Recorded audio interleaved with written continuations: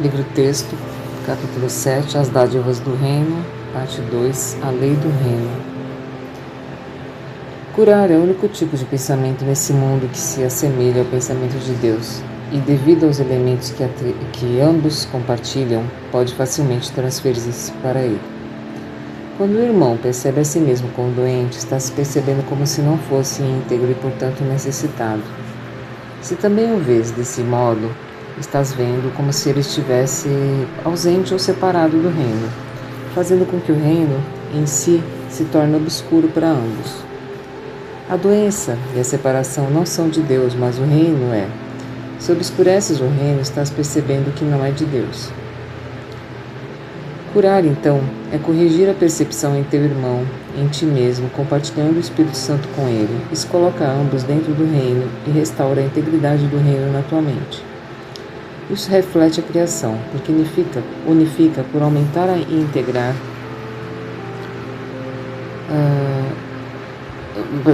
Por aumentar e integra por estender. O que projetas ou estendes é real para ti. Essa é uma lei mutável da mente nesse mundo, assim como no reino. Contudo, o conteúdo é diferente nesse mundo, porque os pensamentos que ela governa são muito diferentes dos pensamentos no reino. As leis têm que ser adaptadas às circunstâncias quando se quer que elas mantenham a ordem. A principal característica das leis da mente, assim como operam nesse mundo, é que obedecendo-as, eu te asseguro que tens que obedecê-las. Pode chegar a resultados diametralmente opostos. Isso é assim porque as leis foram adaptadas às circunstâncias desse mundo, no qual resultados diametralmente opostos parecem possíveis, porque tu podes responder a duas vozes conflitantes. Fora do reino, a lei que prevalece dentro dele é adaptada para o que projetas, tu acreditas. Essa é a forma na qual ela pode ser ensinada, porque fora do reino o aprendizado é essencial. Essa forma implica que vais aprender o que tu és a partir do que tens projetado sobre os outros e, portanto, acreditas que eles sejam. No reino não há ensino ou aprendizado porque não há crença. Só há certeza. Deus e seus filhos, na segurança do que é, têm conhecimento de que o que tu estendes, tu és. Essa forma da lei não é adaptada de modo algum, sendo a lei da criação. O próprio Deus criou a lei, criando através dela. E seus filhos, que criam como ele, a seguem com contentamento, tendo conhecimento de que o aumento do reino depende dela, assim como dependeu a própria criação deles. As leis têm que ser comunicadas se é que serão úteis. Com efeito, elas têm que ser traduzidas para aqueles que falam línguas diferentes. No entanto, o bom tradutor, embora tenha que alterar a forma que traduz, nunca muda o significado. De fato, o seu propósito é mudar a forma de tal modo que se mantenha o significado original. O Espírito Santo é o tradutor das leis de Deus para aqueles que não as compreendem. Não poderias fazê-lo por conta própria, porque uma mente conflitada não pode ser fiel a um único significado e irá, portanto, mudar o significado para preservar a forma. O propósito do Espírito Santo ao traduzir é exatamente o oposto. Ele traduz só para preservar o sentido original em todos os aspectos e em todas as línguas.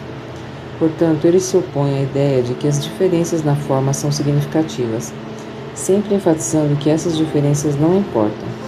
O significado da sua mensagem é sempre o mesmo, só o significado importa. A lei da criação de Deus não envolve o uso da verdade para convencer seus filhos da verdade. A extensão da verdade, que é a lei do reino, se baseia apenas no conhecimento do que é a verdade.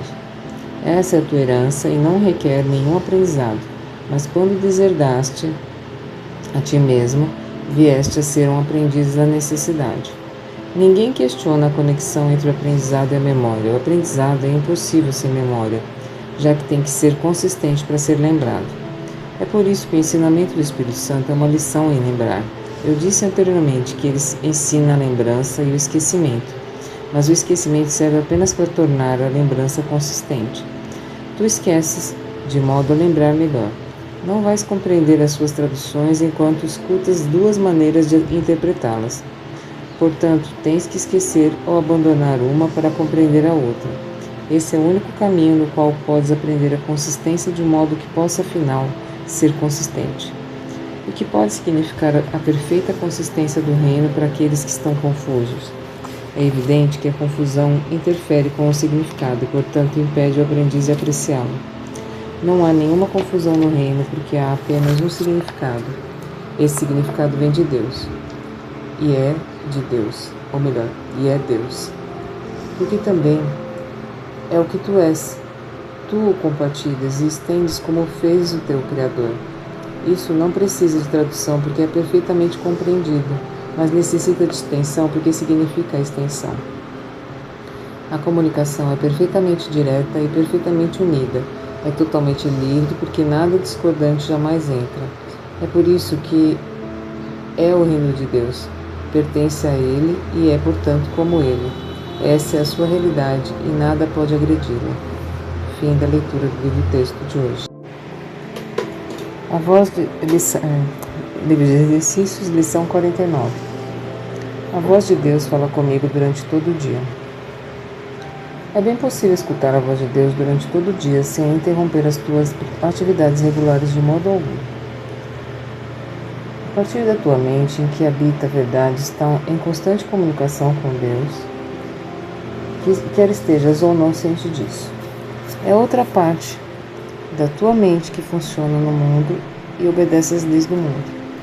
Essa é a parte que está constantemente distraída, desorganizada e atualmente incerta. A parte que está escutando a voz por Deus é calma, está sempre em repouso e é totalmente certa. Na realidade, é a única parte que existe. A outra é uma ilusão louca, frenética e distraída, mas sem qualquer tipo de realidade. Tenta não escutá-la hoje. Tenta identificar-te com a parte da tua mente em que a serenidade e a paz reinam para sempre.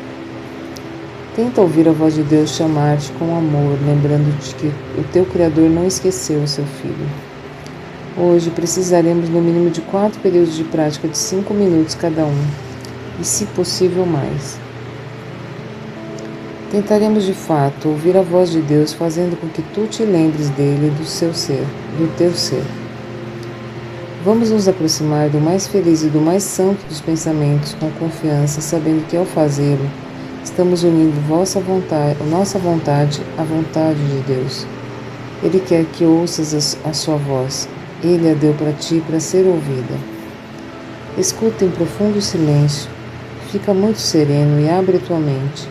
Ultrapassa todos os gritos estridentes e as fantasias doentias que encobrem os teus pensamentos reais e obscurecem o teu elo eterno com Deus.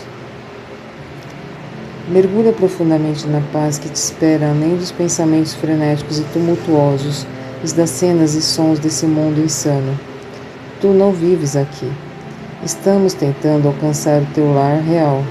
Estamos tentando alcançar o lugar onde és verdadeiramente bem-vindo. Estamos tentando alcançar Deus. Não esqueças de repetir a ideia de hoje com muita frequência. Faze-a com os olhos abertos quando necessário, mas fechados quando possível. Certifica-te de sentar-te em quietude e repetir a ideia para o dia de hoje, sempre que puderes, fechando os olhos ao mundo e reconhecendo que estás convidando a voz de Deus para falar contigo. Fim da leitura do exercício de hoje. Há dicas práticas sobre o exercício da lição 49, que é o texto A voz de Deus fala comigo durante todo o dia. Ele, Deus, quer que você ouça a voz dele. Como que a gente vai praticar? Vai fazer 4 períodos no mínimo, de 5 minutos cada, o dia todo, sempre que lembrar, com olhos fechados ou abertos. Fica muito sereno ou serena e abre a tua mente, escuta em profundo silêncio. Tu não vives aqui. Estamos tentando alcançar o lugar onde é verdadeiramente bem-vindo ou bem-vinda. Fim da leitura do exercício de hoje.